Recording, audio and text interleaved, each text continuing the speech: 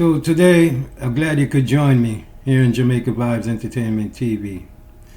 Now, a couple of weeks ago, around 2 to 3 weeks ago, there was a brawl that took place in Ohio, in the city of Cincinnati, in Cincinati, Ohio, where it was a chaos in the street because of an altercation between, some white people and some black people, and certain things took place. A woman was beaten, several people got arrested, and it's just chaos in Cincinnati right about now. It's like Cincinnati's on the edge right now. And I'm just trying to give y'all a little insight of what's happening and show y'all some video clippings of the whole things, and also some video clippings of what people have to say now that the investigation have took another twist and turn. You know what I'm saying, my people? But before we get into the video, my people, please hit that subscribe button. You know what I'm saying, people? By hitting the subscribe button, you help this young YouTube channel get out there in the algorithm, and it helps the channel grow. So I thank you. And after you watch the video, I would appreciate it if you would like the video and leave a comment. So let's hop into the video right about now. On your screen right now is the lady that was badly beaten in the brawl in Cincinnati, Ohio. She was not the only person that got, physical harm done to, but, I guess she was the one that was most seriously injured, as you can see in her face, badly bruised and things like that. You know what I'm saying? I'm going to let you hear what she was saying right here at the press conference. So just to give you a little bit more insight if you did not catch up on this story. So let's go. I just want to say that I don't want to relive what happened to me, 8 or 9 days ago. I'm here to talk about the future and how we can change it, how we can prevent this from happening to anybody else. These heinous crimes have to stop.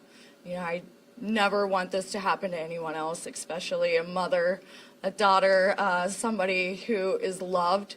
So I just know what it's done to my family, not just to me. And I think that moving forward, we do need more accountability.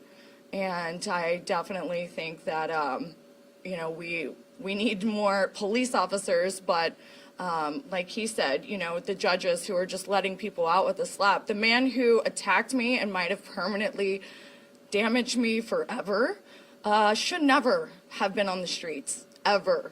And the fact that he had just gotten out of jail previously for something he should have been in there for years, it's really sad to me because I can't even fathom how many other people who have been attacked by the same type of man over and over and over. In Toledo, in Columbus, Cincinnati, Dayton, our streets are being taken over and nobody is doing anything.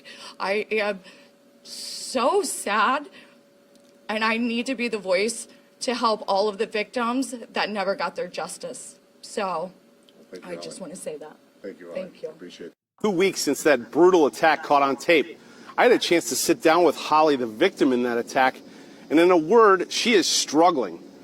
Physically, mentally, she is hurting, and if you watch that video of her getting pummeled, it's obvious why. She came within inches of losing her life. I asked her, what did you think? What went through your mind when you saw that video for the first time? Take a look. It was like watching a movie when you see a movie where someone dies, but they don't know they're dead, and they're looking down at their body, and they see their dead body there, but they're really confused. That's how I feel when I have to look at that. And then my brain starts getting confused of, am I dead? Am I actually floating over my body?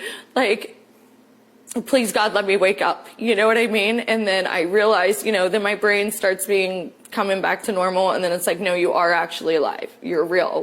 You're not dead. It's like I'm there in that moment again, over and over every time I have a panic attack. And where my brain is having trouble understanding, what's real, what's not real. It feels like it's happening over and over again. And my brain's like, I'm safe, I'm okay. But then it's like that moment of panic of thinking that I'm there. Holly is lucky to be alive. Interesting to note, she said that when police finally did arrive that night, they brushed her off. She said they treated her like a thug, They didn't take a statement. They didn't call an ambulance. Ultimately, she took an Uber home by herself, and she had to call the police the next day to give her statement. Now, you heard what Holly have said, you know what I'm saying, during her press conference, and you have also heard what she said with the meet with the news reporter. So she's saying that the guy that did this to her, you know what I'm saying, shouldn't even have been on the streets in the first place, you know what I'm saying? So, you know, that's quite understandable. And then at one point she feel like she was down and her spirit leave her body, and she like looking at herself on the ground, something to that extent, you know, and wishing that nobody has to go through this, you know what I'm saying? And I want to say this, you know, the people of Ohio are very good people, because I used to be in Ohio. You know, I used to be in Canton, Ohio. So the people of Ohio are very good people. So, you know, we don't want this to reflect bad on the state of Ohio. You know what I'm saying? But this is just an incident out of many incidents that we have seen happen. You know what I'm saying? And this did happen during the Jazz Fest. You know, Cincinnati was having their Jazz Festival. And, you know, I guess everybody was partying and having a whole lot to drink for the day. So definitely when the evening was winding down, then everybody, you know what I'm saying, cramped in the streets and celebration and stuff. And then stuff just got out of control. And you know, one of the things that was said, that a racial slur was hurled at one of the African Americans that set this things off. So we're gonna let you hear, you know, and see what some of the people had to say about this incident, you know, as they give their opinion and stuff like that. So let's take a listen. So now that more information has come out, it's looking like the Cincinnati Brawl narrative we were fed by all the races is complete bullshit, of course. Let's get into it. So what we were told was that this was a fight where some black folks were chasing down and beating white people because they're white. That's what we've been told this whole time by these people. And now that more video evidence is coming out, it's very obvious that they cut the very beginning of the fight that shows it was a mutual fight. It was a normal bar fight, drunk fight, whatever you want to call it. I've been in many of them back in the day when I was younger, where two groups of people are talking shit. There's little scuffles by both sides, and then it gets broken up. A black man and a white man both step in, break it up. They de-escalate it. And then the big white man walks up to the black man in the red shirt and smacks him right in the face, and then all hell breaks loose. And they've arrested 4 of the black folks.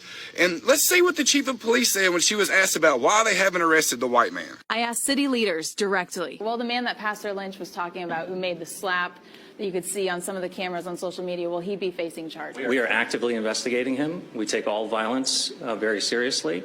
As I mentioned, I expect more charges and more arrests. They spoke to his counsel before they went down to see him, and the counsel said no. He did not want the police talking to his client. So therefore, we have not had a conversation with him yet. Like, what the fuck is she even talking about? You've already arrested 4 of the black folks that were in the fight, and you have video evidence of this white man walking up after it was de-escalated and smacking the black man in the red shirt right in the face, and that's when all hell breaks loose. And you want to talk to him, and you're being told no, and you're just like, well, that's all this. You have video evidence of him assaulting someone, and they're saying these people are Russians. So what happened to America first? I guess that goes out the window when it's black folks, right? You gotta make it into a race thing when the black folks are sticking up for themselves. Let me remind you that they have a stand your ground law in Ohio, and I'm about to show you exactly what it says. So Ohio has a stand your ground law they passed in 2021 that takes away the duty to retreat. You can see it right there. There was a requirement to retreat, and now there's not. And the law gives you a self-defense right in defense of yourself, in defense of another, in defense of one's residence. So as soon as it was de-escalated and the white man walked up to the black man and smacked him right in the face, everybody there had a right, according to Ohio, to unalive him on the spot. Right there, boom, done. And all he did was get an ass beaten. So I'm really confused at how we're arresting the black folks in this situation, because everybody there had a right to defend the black man in the red shirt after he got smacked. Everybody. The Ohio law says it. Somebody that was not involved at all, that was standing there, that saw him get smacked, could have pulled out a pew-pew and ended it all right there. But he gets a beat down, and then they want to arrest 4 of the black folks. 5 of them, I think. They're trying to get the other one. He's not got arrested yet with felonies, and they won't even go arrest the white man that they have evidence of assaulting the black man in the red shirt. And don't give me this, oh, they jumped him, blah, blah. You have a right to unalive them on the spot. I don't need to hear about, oh, they got jumped and the woman got hit. The woman went and got involved in the fight. If you're in that fight, anybody running up to you could be a threat. And Ohio tells you that if you are threatened, you have a right to self-defense. So the best advice I can give you if you're not a racist conservative is to wait for the facts to come out. I waited a week because if you don't, they will have you looking dumb. You have literally sided with racist because you jumped on this shit 6 days ago and didn't wait all the information, okay? It's very obvious what happened here. It's very obvious that some shit's going on that they don't want to go arrest the white man when they have video evidence of him smacking the black man. We should all be furious that the black people are arrested and the white man's not. And instead, the racists have everybody mad at the black folks. Now, do you find what this man had to say very interesting? And he's apparently a white person. And he's saying based on the information that has gotten out in the investigation, you know, it's something totally, you know, like some bullshit, you know what I'm saying? You know, everybody partying, like I've said, drinking. You hear him say he got into much fights, you know, people drinking and getting drunk and words exchanged and a few fist fights then and there, you know what I'm saying? But what really set things off was the racial slur, according to what he's saying. And now people's getting arrested. Nothing wrong with the people getting arrested as long as they're getting arrested for the right thing. And then the person that smacked the dude in the red shirt or hit the dude in the red shirt, you know what I'm saying, they couldn't even go talk to him because the lawyer said you can't talk to my client. But if, I guarantee if it was the other way around, it wouldn't be that same situation. So we see where, you know, differences could take place and different decisions made due to circumstances and sometimes leave you flabbergasted as what the hell just happened here. But let me know what you think in the comment section about what that gentleman just had to say. Please leave a comment in the comment section. And if you're enjoying this video so far, please give this video a thumbs up. Please and thank you. So the Cincinnati grand jury just indicted 6 individuals who was involved in that brawl up there at the Jazz Fest the other day. It took them long enough. It seems like justice in Cincinnati is very slow, especially if you're a member of this community. I mean, why else did it drag? Not to mention, you have politicians in Cincinnati now blaming the victims. Yes, the male who was stomped nearly to unaliving and the female who was sucker punched by a grown man and left nearly unalived. But this kind of behavior does not surprise me because too many times these blue cities, they always protect the criminal. Always. Beat down. Appearing in front of a judge today, Aisha Devon faces multiple charges, including 2 counts of assault. Prosecutors say she committed significant acts of violence, knocking one woman unconscious and repeatedly kicking and stomping on another man who was on the ground. And according to prosecutors, this is not her first run-in with the law. Judge, these are significant acts of violence. I know the court is aware of this situation. Looking at her record, it does appear that she has 2 felony convictions for theft. Well, Devon is being held on a $300,000 bond, and the wait continues for the city to release more information about this. Police are asking for your help identifying another suspect.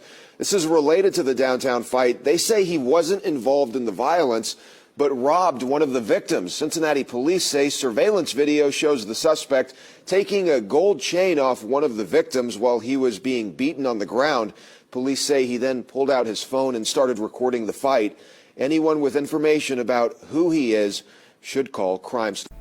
So you have seen that the young lady, Aisha, now got herself in a little problem, or a serious problem, as many would say. Now she got to find $300,000 to bond out. And maybe her family don't even have that money, even if you got to put up $30,000. Maybe they won't even, be able to come up with that amount of money. So it just shows you that situation that we put ourselves in because of certain situations and not thinking at that moment, led to a situation like this. Then the other person who they're saying is wanted, he basically robbed the chain off somebody's neck that was on the ground and then picked up his phone and started recording the whole thing. So it just shows you how people think and act in an instant, man, when certain circumstances doesn't call for it. But I guess he said he wanted to be sure that nobody see him take the chain. And I'm saying, and he go video like he just doing something natural, but now you wanted person. Ah, man. Well, let's take a listen to what some more people have to say about people. Kyra in custody, no publicly known criminal history. Well, let me say this. I bet you $1 million if we do a little bit more research, we'll find that she has a criminal history. Because the man that shot her, according to this document, he had no criminal history, but we know that he had a criminal history because we'll put it up there. Jermaine, it says no criminal history, but he's released on bail. The other, Aisha, who was one of the women, she's in custody on a $300,000 bond, 2 felony theft convictions in 2008, 2009 for stealing from Walmart. She should be in jail. Felonies. These not misdemeanor convictions of stealing. Felony conviction twice. She should be in jail. She wouldn't be out there punching people in the back of the head.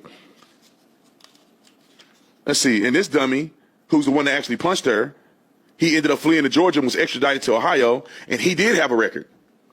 And I don't know if we grabbed his record, did we? Or we just have a news clip of him. Let's put the news clip of that idiot on here real quick so you know I ain't just make it up. Roll the clip. If I can find love and kindness and forgiveness for the people who literally almost killed me and have probably caused a brain injury for the rest of my life, I think that you guys can find forgiveness for the people who maybe had some things to hurt your feelings. Now, that is Holly. She's the woman who was attacked in that downtown brawl. And now she tells us that the man who hit her has been arrested. Thanks for joining us at 10. I'm Trisha Mackey. And I'm Rob Williams. Cincinnati police say an FBI task force arrested 38-year-old Patrick Rosemond in Atlanta earlier today. Again, Holly says he is the one who hit her. His new mugshot has not been released yet, but the Hamilton County Justice Center provided us with this one from his most recent arrest back in October. Court records show he's been arrested quite a few times, mostly for traffic violations, but there are at least 2 previous assault charges. He's now facing 2 counts of felonious assault and aggravated rioting in connection to the brawl. Rosemond was the 5th brawl suspect to be arrested, but we know there's at least 1 more suspect who is wanted.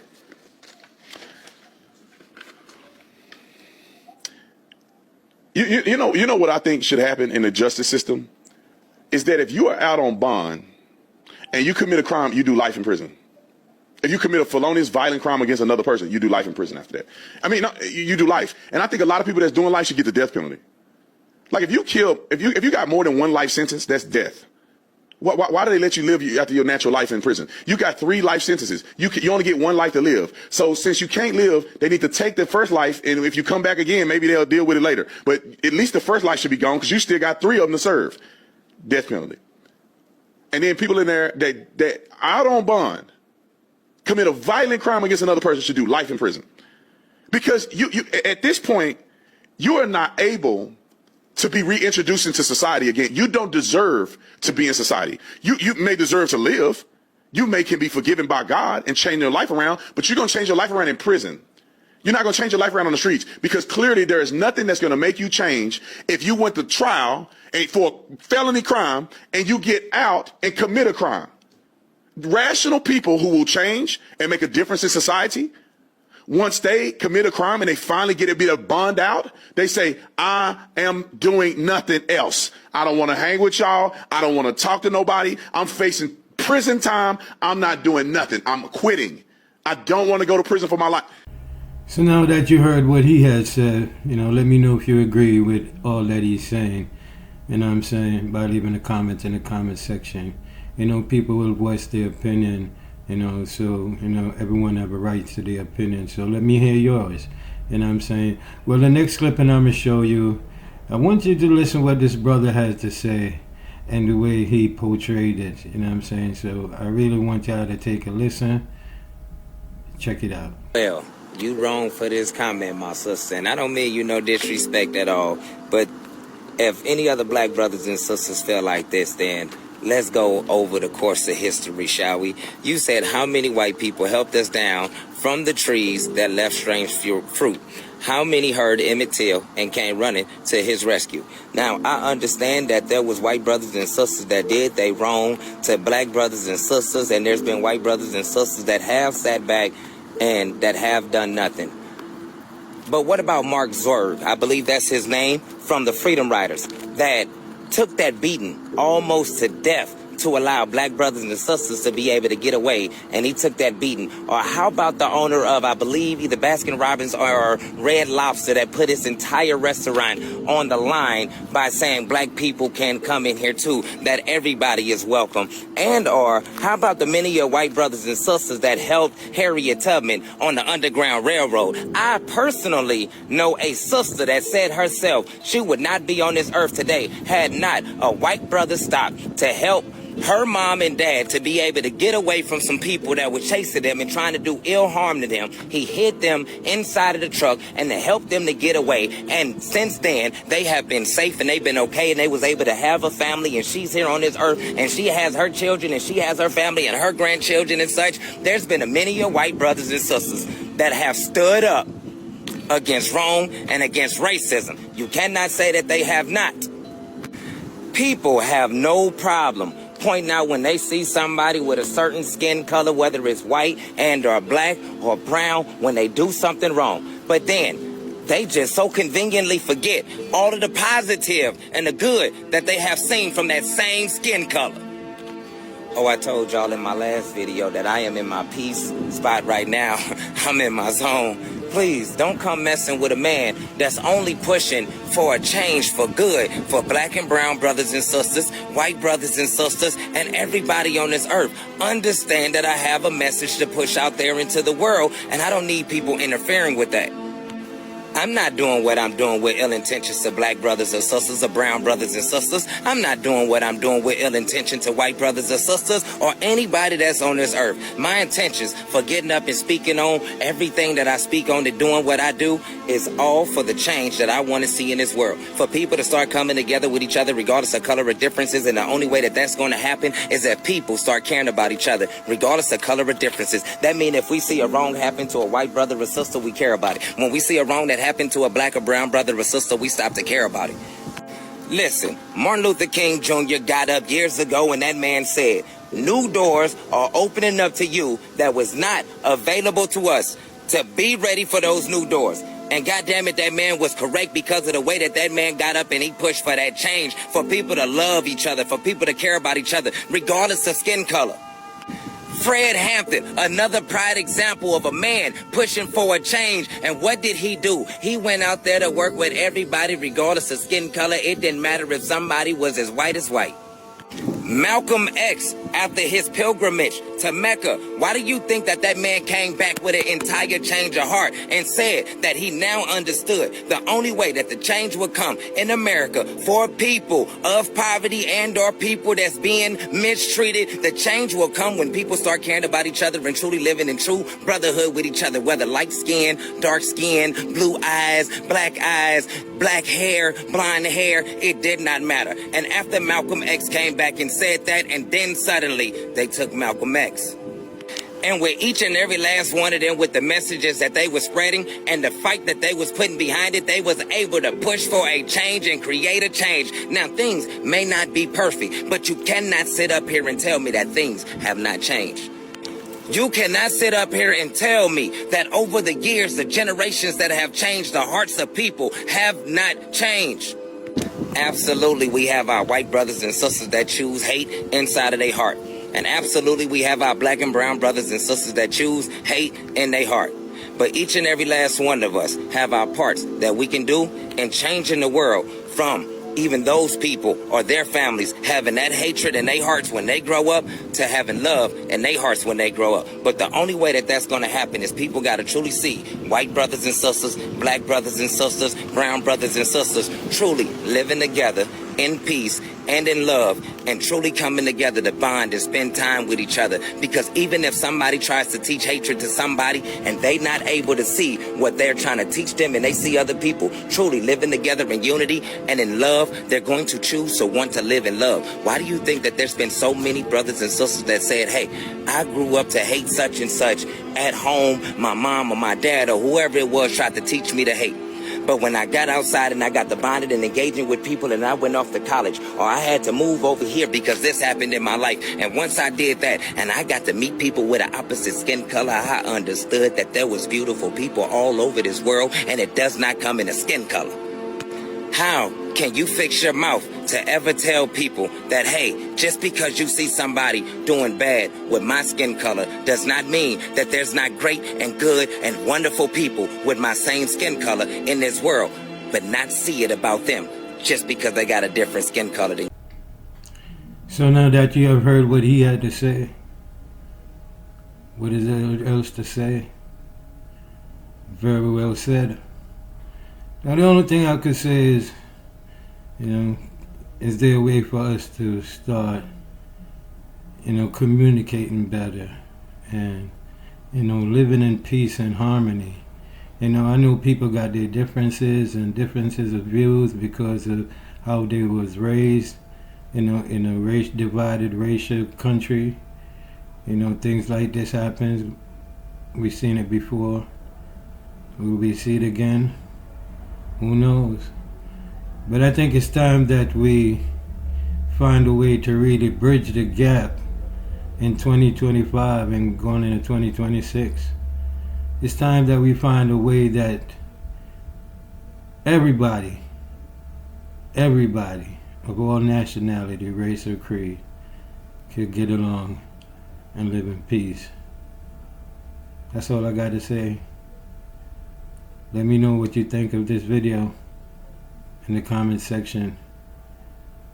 And if you enjoy a video like this and would like to see Jamaica Vibes Entertainment TV keep putting out content like this, then let us know. We are here for you, not for me. Thank you, and I'll see you in the next video.